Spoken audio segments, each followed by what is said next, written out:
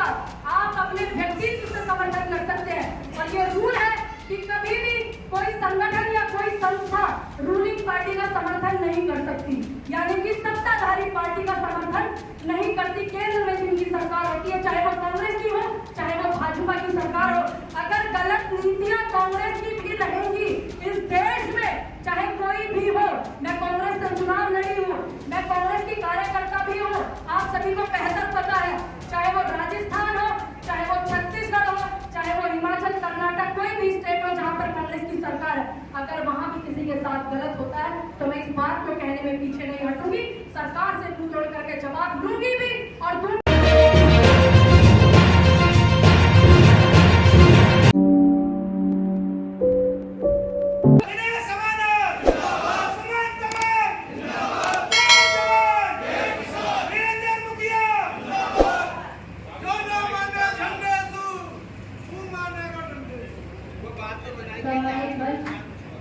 मंच पर विराजमान मेरे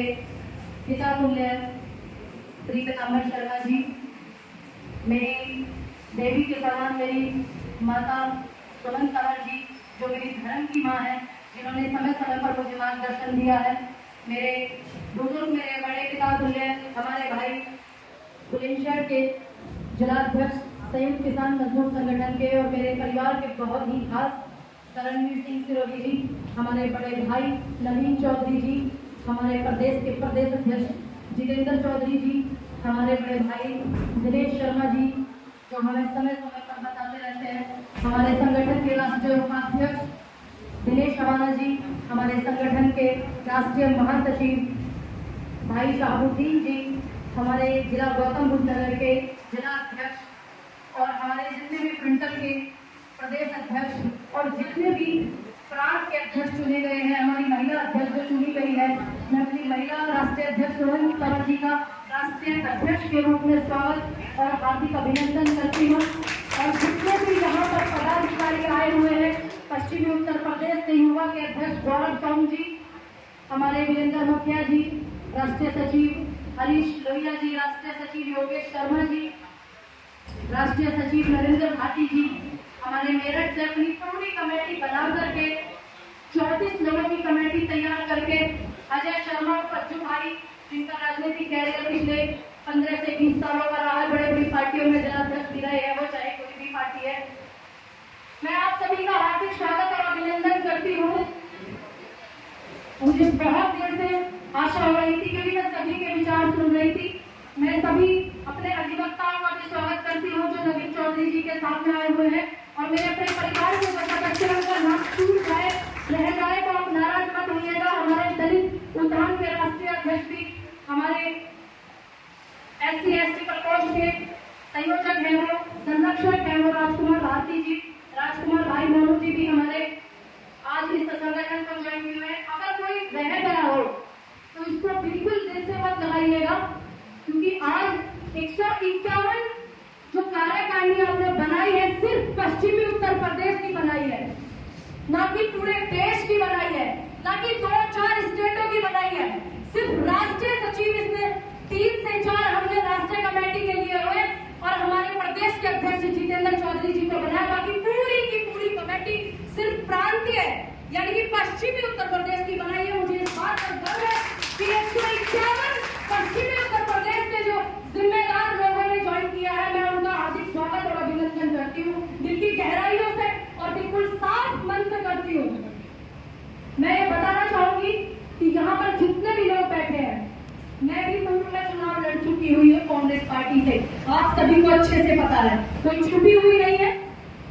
ये सब आप जानते हैं। यहाँ पे एक एक व्यक्ति जो बैठा है, क्योंकि जितने लोगों का सदस्य बनाया गया है, ये जो बीच में 8-10 दिन का टाइम निकाला गया था, वो सिर्फ इसलिए निकाला गया था कि कौन व्यक्ति जो पदाधिकारी बन रहा है वो किस पार्टी से ज्वाइन करना है। ये सबसे पहले निकाला गया था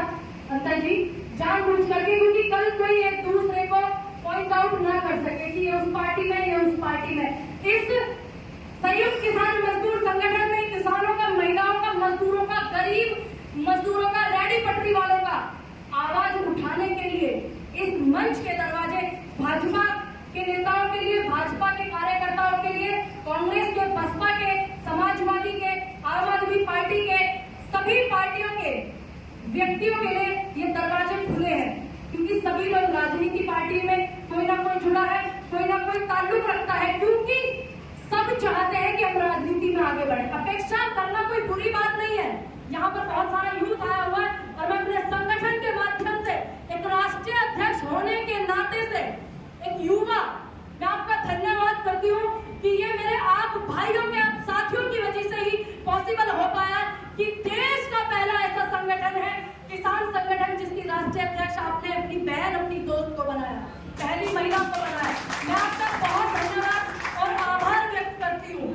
और मैं ये भी कहूंगी कि सिर्फ मेरे साथी और मेरे भाई, मेरे चाचा ताऊ, मेरी जितनी चाची ताई बैठी हुई है, ये आंदोलन करके जेल जाने के लिए ही नहीं है, सिर्फ डंडे खाने के लिए ही नहीं है। अगर कोई भी व्यक्ति किसी भी पार्टी से आने वाले समय में मेहनत करके चुनाव लड़ेगा या कोई पार्टी उसको टिकट भी देगी, कोई भी पार्टी हो इस देश की, सिर्फ हम ये देखेंगे कि वो हमारे संगठन का व्यक्ति है, वो हमारे संगठन के माध्यम से गरीब लोगों की आवाज उठाता है, गरीब लोगों को आगे बढ़ाता है, तो ये संगठन उस व्यक्ति को चुनाव भी लड़ाएगा। मैं चाहती हूँ कि मेरे संगठन के व्यक्ति जो युवा साथी है वो सिर्फ जेल जाने के लिए नहीं है, वो MP, MLA, विधायक, मंत्री और मुख्यमंत्री बनने के लिए, तभी आप उनकी बात रख पाओगे।